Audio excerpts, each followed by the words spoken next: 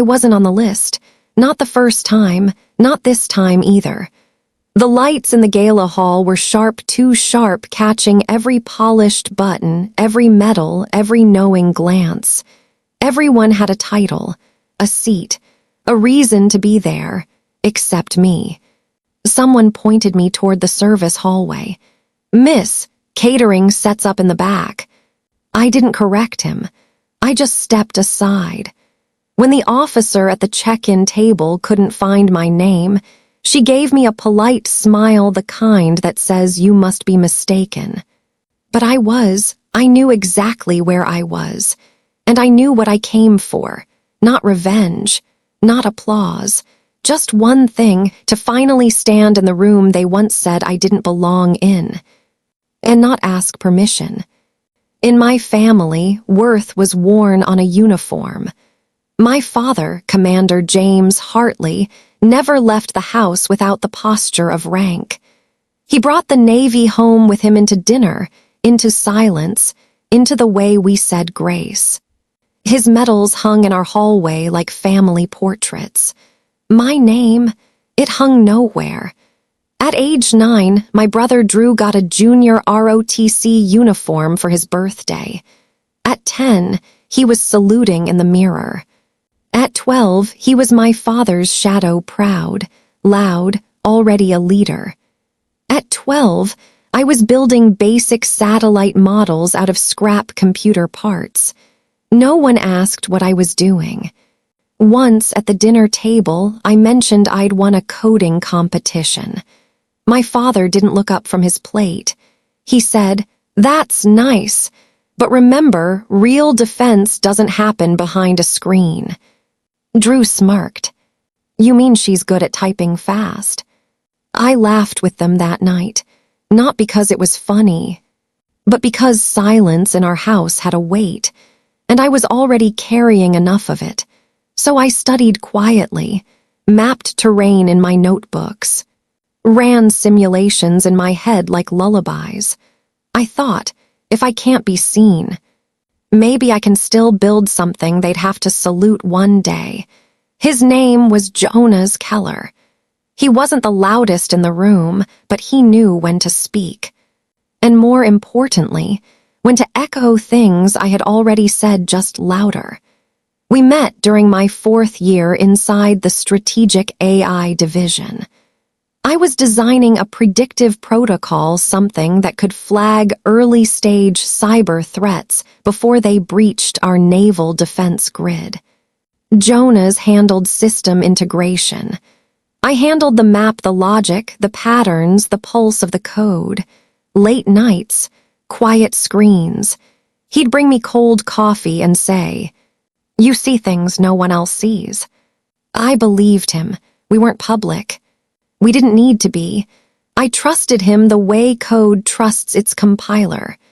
We worked like parallel lines, never touching but always in step. Then came the demo. A full-room presentation with command staff and federal oversight watching. It was our work, my algorithm, my framework, but only one name was on the title slide, Jonas Keller. He stood at the podium, thanking the amazing team behind the scenes, while I sat 4 rows back, listed as technical support. When it ended, I pulled him aside. Why wasn't I included? He looked down at me, not apologetic, calculating. "You know how this works, Cam. You get too loud, they pull your funding. You stay quiet, you get to stay in the room." Then he smiled, that soft, diplomatic kind. "You're still on the team, that counts for something." I nodded, and the next morning I cleared out my desk, not because I was emotional, because I knew what it meant when your name goes missing. And no one notices but you. I didn't make a scene. No emails, no confrontation, no forwarded evidence with passive-aggressive footnotes. I just packed my things, 2 notebooks, a worn badge, and a flash drive that held the original code I had written line by line. When I turned in my ID, The admin at the front desk barely looked up. "Best of luck, Miss Hartley," she said, already reaching for the next file.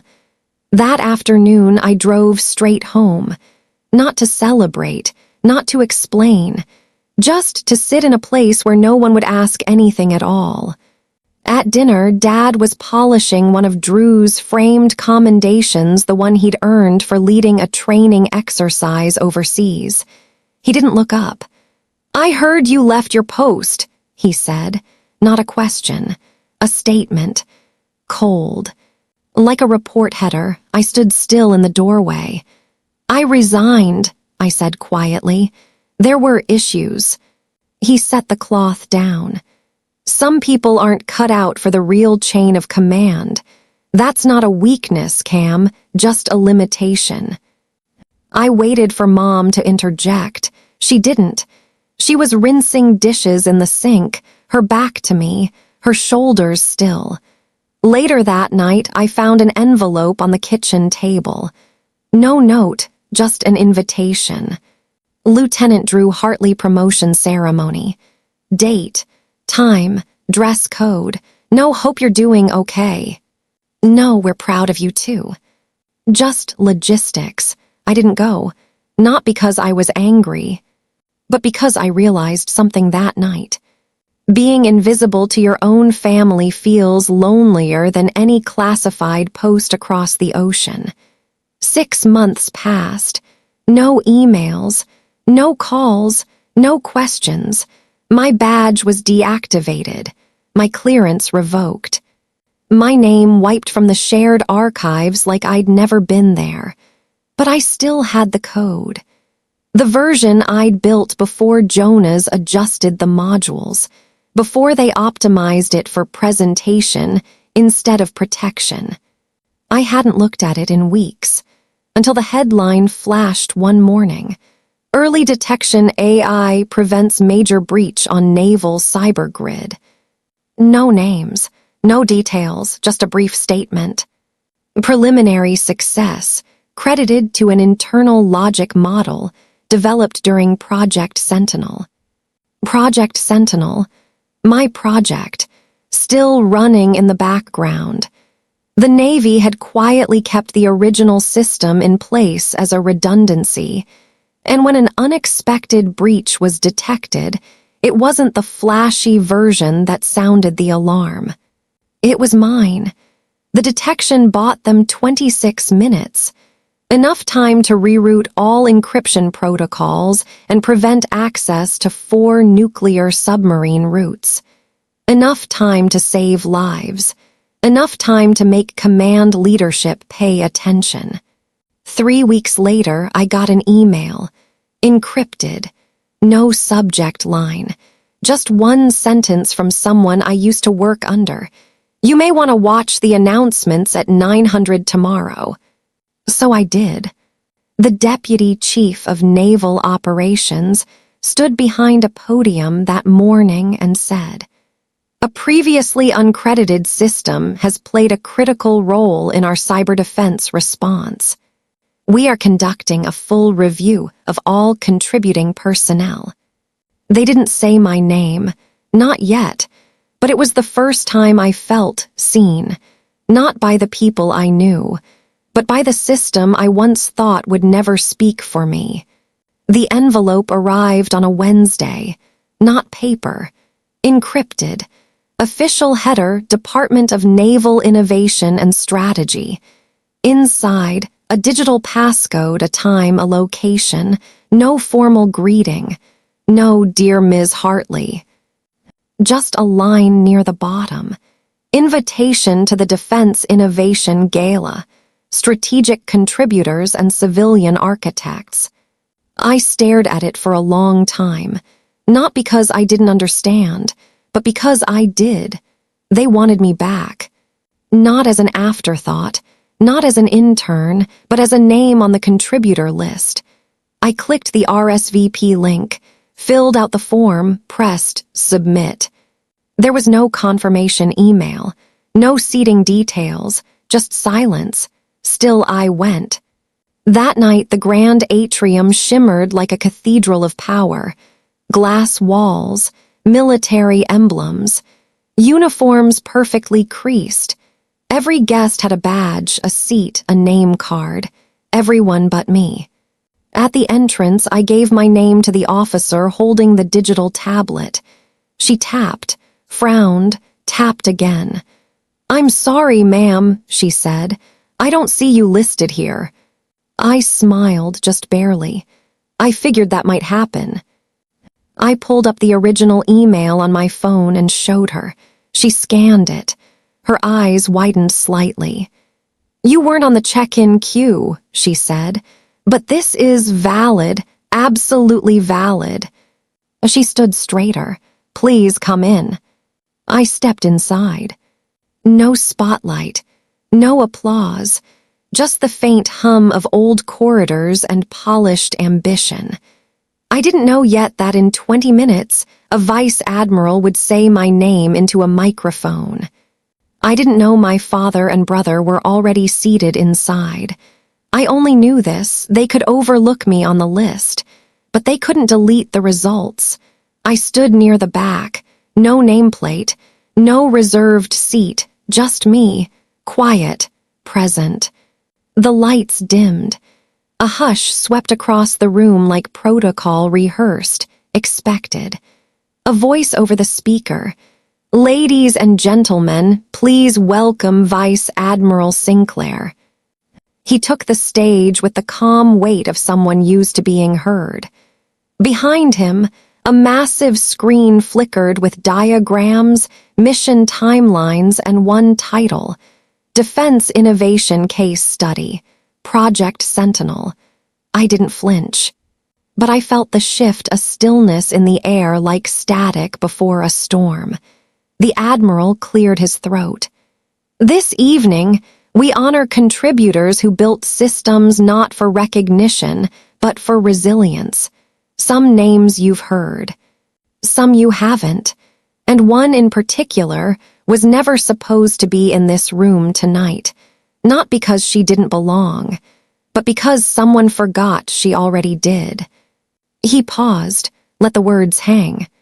The early detection that saved our fleet last quarter came from a system written line by one civilian analyst, who no longer works within our ranks, but whose code still runs beneath every secure channel we have. He looked out over the crowd, then said clearly, slowly, "Camille Hartley, if you're in this room, we see you now." The lights shifted. Heads turned. I didn't raise my hand. I didn't smile. I stepped forward, every step louder than the last. In the crowd, I saw my brother's face stiff, unreadable. My father beside him, jaw clenched, eyes forward. I didn't look away. No medal pinned to my jacket. No printed speech in my hand. Just a lifetime of knowing what it meant to be overlooked. And what it took to walk back in any way. I didn't rush to the stage. I walked slowly, deliberately. The kind of pace you use when the weight isn't heavy anymore, just precise. The applause was polite, controlled, no standing ovation. But no one looked away either. At the podium, a folded speech packet waited. I picked it up, held it, then set it aside. I adjusted the mic and took a breath. Years ago, I built something that wasn't meant to be beautiful, it was meant to be invisible, to catch what others missed. And when it worked, the silence that followed was not applause. It was absence, of credit, of acknowledgement, of name. I let the pause settle deep. That silence used to define me, I let it. But silence doesn't erase value. It only delays recognition. Tonight, I'm not here to demand it. I'm here to remind myself that even when systems fail you, integrity doesn't. I stepped back. No nod, no smile. I didn't wait for applause this time. But it came, soft, hesitant at first, then a bit stronger. The sound of people realizing they'd missed someone essential. And still, I didn't stay. I walked off the stage, out of the lights, and toward the exit. The way you leave a battlefield, once the war inside you is finally over. I didn't expect them to follow me, but they did, not together, but close. I stood in the hallway near a small service table, steam rising from a lone pot of peppermint tea, the kind my father once called a civilian drink. The kind I kept ordering anyway. The first to approach was Drew, still in uniform, still composed, but for the first time in years his voice wasn't sharp. "You didn't tell us you'd be here." I looked at him, not with anger. Just clarity. "You never asked where I went." He nodded, swallowed hard. "That was a lot." "It was enough," I said softly. "That's the difference." He didn't argue, just stood there, still. Then came my father. He moved slower than I remembered, still straight-backed, still holding himself like a man who once gave orders with his shoulders. But there was something in his eyes I hadn't seen before. Not warmth, not regret, just age. "You've said your piece," he offered. I met his gaze. "No," I said. "I claimed my space." His jaw tightened, then released. "You always made things harder than they had to be." "I didn't make them hard," I replied. "You made them quiet," and filled the silence with someone else's voice. He didn't speak after that. Maybe he couldn't. I let the silence hang, not as punishment but as truth. Then I said calmly, "I don't hate you. I just stopped needing to be seen by people who only look when I fail." We stood there, the three of us. Not a family, not adversaries, just three people sharing an unspoken history. Then I turned and left them behind. The doors closed behind me with a soft click. Not dramatic, not cinematic, just final. Outside, the cold brushed my skin like a whispered welcome. The city skyline stretched across the night, not demanding attention, just existing, confident in its glow. I walked slowly down the steps. No one followed. For once, that felt right. In my pocket, I felt the weight of a newly printed envelope. Someone had slipped it to me just before I left. Thick stock, embossed seal. Camille Hartley, lead architect, Project Sentinel.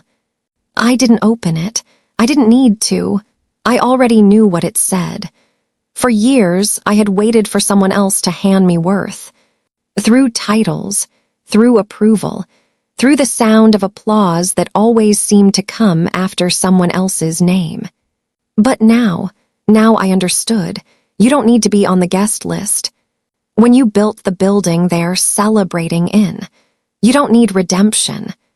When you never gave away your integrity, you don't need permission to stand where you already belong. I took one last breath and kept walking into the night, not returning, not retreating, just done.